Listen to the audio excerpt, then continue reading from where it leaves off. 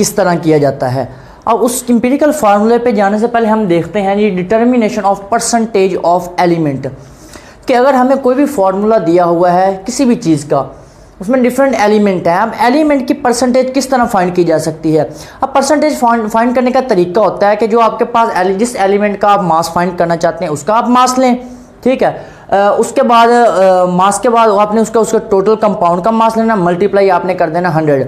इसकी मिसाल बिल्कुल ऐसे ही है हमारे पास कि जिस तरह आपके मार्क्स आते हैं, लेट मैं कहता हूँ किसी बच्चे के जो मार्क्स आ गए वो 920 आ गए मैट्रिक में, ठीक है, आउट ऑफ 1100, मल्टीप्लाई बेस मैं कितने से करूंगा 100, तो मेरे पास तकरीबन इसकी जो परसेंटेज बनेगी वो 83 पॉइंट समथिंग बनेगी आगे। तो ये परसेंटेज आ गई हमारे पास टोटल। अब बिल्कुल इसी तरह अगर मैं कहता हूँ मेरे पास ये कार्बन है, कार्बन की परसेंटेज फाइंड करनी है किसमें, कार्बन डाइऑक्साइड में, तो मैं क्या करूंगा, मैं यहाँ पे कार्बन का मास लूंगा 12 और टोटल इसका मास है कितना, ऑक्सीजन का ये 16 हो गया, ये 12 16 2 32 और ये 44 मल्टीप्लाई बाय 100 करूंगा तो मेरे पास परसेंटेज आ जाएगी इसकी कार्बन की। तो ये तरीका हमारे पास है किसी भी चीज़ की परसेंटेज को मालूम करने का। इसके बाद हम देखते हैं कि एम्पिरिकल फार्मूला क्या होता है, और इसी के साथ अब एम्पिरिकल फार्मूले के बाद आगे जो नेक्स्ट टॉपिक है वो हमारा आएगा मॉलिक्यूलर फार्मूला। तो मॉलिक्यूलर फार्मूला को समझे बगैर आप एम्पिरिकल फार्मूला नहीं समझ सकते, तो इसलिए मैं आपको सबसे पहले समझाता जाता हूँ। तो हमारे पास एम्पिरिकल फार्मूला क्या होता है, तो लेट मैं यहाँ पे एग्जांपल ले लेता हूँ। मैं यहाँ पे लिखता हूँ C6H12O6, कार्बन मैंने 6 लिए, 12 मैंने यहाँ पे ले लिया हाइड्रोजन और 6 मैंने साथ क्या ले लिया, ऑक्सीजन ले लिए। अब ये फार्मूला है, अगर मैं टोटल इससे एटम की इसकी तादाद, एटम्स का जो नंबर है अगर मैं वो फाइंड करना चाहूँ तो मैं कर सकता हूँ। अब कार्बन इसमें 6 है, ये देखें 12 हाइड्रोजन और 6 इसमें ऑक्सीजन है, टोटल कितने हो गए, टोटल हमारे पास 24 एटम्स हो गए। अब मिसाल के तौर पर इस तरह मैं और फार्मूला ले लेता हूँ बेंजीन का, यहाँ पे C6H6, टोटल एटम की तादाद कितनी इसमें 12 है। तो अब मुझे फार्मूले से पता चल रहा है कि इसमें कितने एटम्स की तादाद होती है। तो ऐसा फार्मूला जो कि मुझे किसी भी मॉलिक्यूल में मौजूद तमाम के तमाम एटम्स के नंबर के बारे में, एटम्स की तादाद के बारे में बताता है, वो उसका मॉलिक्यूलर फार्मूला कहलाता है। The formula that tells us about the actual number of atoms present in a molecule is called its molecular formula.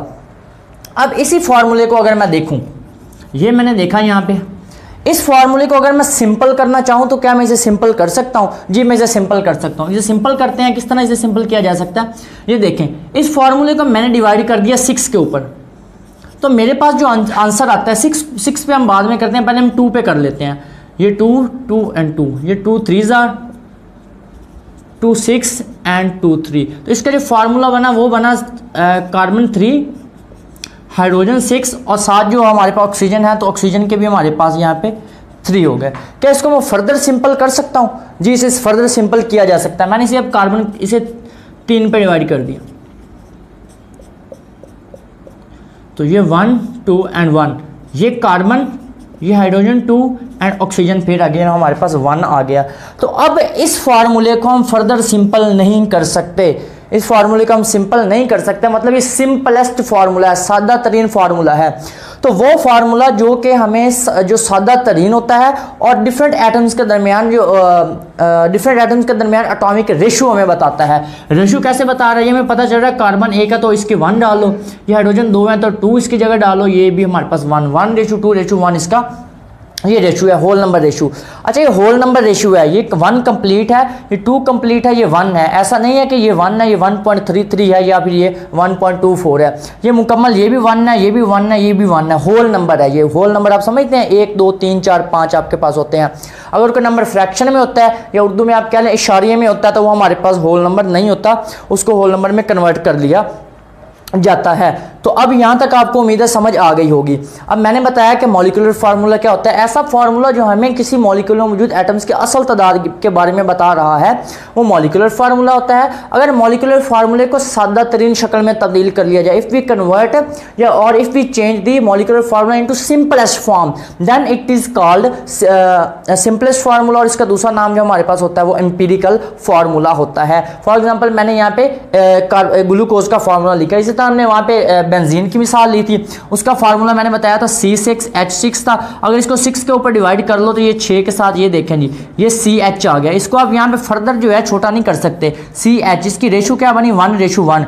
तो इस फार्मूले में हमें रेशो पता चल रही है एटम्स के दरमियान। तो it is the simplest formula that gives us the whole number ratio between the atoms of different elements. So this kind of formula is called empirical formula. उम्मीद है यहाँ तक समझ आ गई होगी। अब ये जो क्वेश्चन है ये पेपर में लॉन्ग में आता होता है, what is empirical formula and give steps to find the empirical formula, कि मैं किस तरह किसी भी कंपाउंड का एम्पिरिकल फार्मूला फाइंड कर सकता हूँ। यहाँ पे स्टेप्स हैं इसके 4 स्टेप हैं। जो पहला स्टेप है वो जी परसेंटेज कंपोजिशन। किसी भी मॉलिक्यूल, हमें कोई भी अगर मॉलिक्यूल दिया हुआ है उसकी परसेंटेज हमने फाइंड करनी है। सबसे पहले मुझे उसने कोई कंपाउंड दे दिया, उसके बारे में बताता है कि कुछ कंडीशन जो भी गिवन डाटा है, डेटा देने के बाद मुझे कहता है कि इसका आप एम्पिरिकल फार्मूला करो फाइंड। तो एम्पिरिकल फार्मूला फाइंड करने का तरीका होता है कि सबसे पहले आपने उसकी परसेंटेज फाइंड करनी है कि फलां एलिमेंट या कार्बन है या हाइड्रोजन है या ऑक्सीजन है, कौन सा एलिमेंट कितनी कितनी परसेंटेज में मौजूद है, कितनी मिकदार में मौजूद है, ये मैंने फाइंड करना है। ये मैं आपको ऑलरेडी बता चुका हूँ यहाँ पे परसेंटेज कैसे फाइंड करने हैं। कि आपके पास कार्बन का अगर है, कार्बन डाइऑक्साइड है मॉलिक्यूल, तो कार्बन डाइऑक्साइड में कार्बन की अगर आप परसेंटेज मालूम करेंगे तो कार्बन का मास 12 ऊपर आपने रखना है, कार्बन डाइऑक्साइड के 44 नीचे और मल्टीप्लाई भी आपने 100 से करना है, तो आपके पास उसकी परसेंटेज आ जाएगी। उसके बाद अगर आप दूसरा देखें, दूसरा जी नंबर ऑफ मोल्स, या फिर आप ग्राम एटम इसे कह सकते हैं। बुक में लिखा हुआ gram atom, number of moles नहीं वहां पे लिखा हुआ। तो दूसरा जो स्टेप है, जब हमने परसेंटेज किसी भी कंपाउंड की फाइंड कर ली है एलिमेंट्स की, उसके बाद हमने मूव ऑन करना है हमारे नंबर ऑफ मोल्स पे या फिर ग्राम एटम्स पे। ग्राम एटम हमने फाइंड करने हैं टोटल।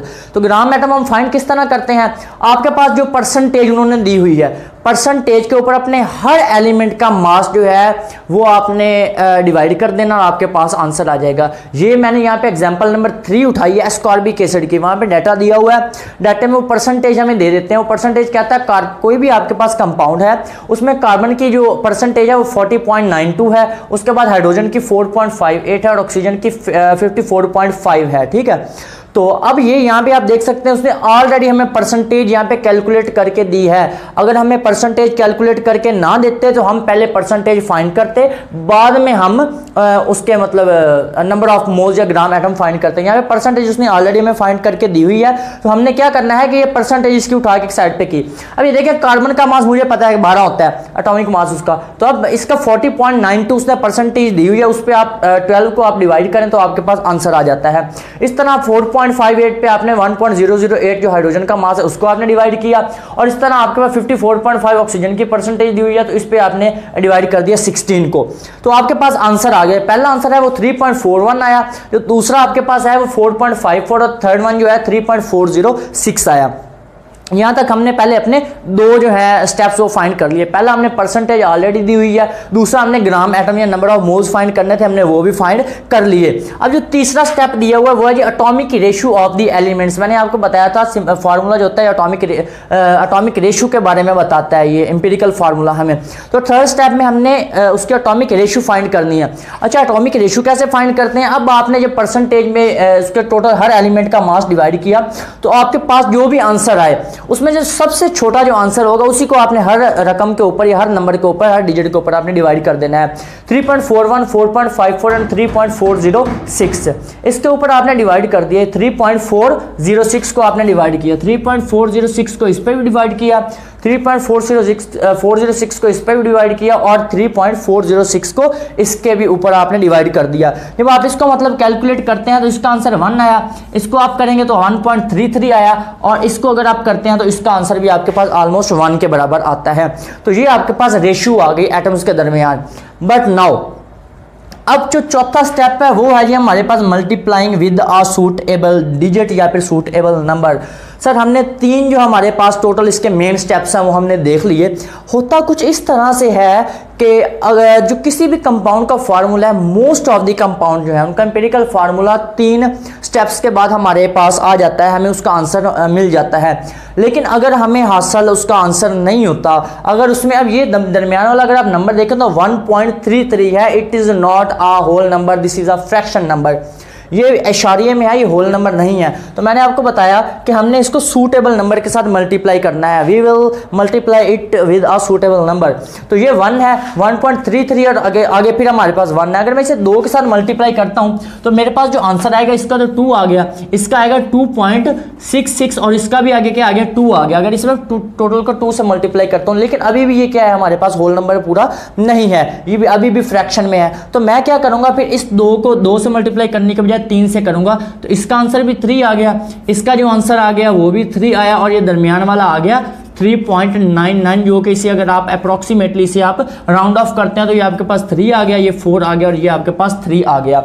तो ये आपके पास अब होल नंबर रेशियो इसकी आ गई। अब होल नंबर रेशियो कैसे है, जैसे कि आपने देखा 3:4:3 है, इसी तरह आप देख सकते हैं अब इसमें कार्बन 3 है, हाइड्रोजन आपके पास 4 है और ऑक्सीजन आपके पास 3 है।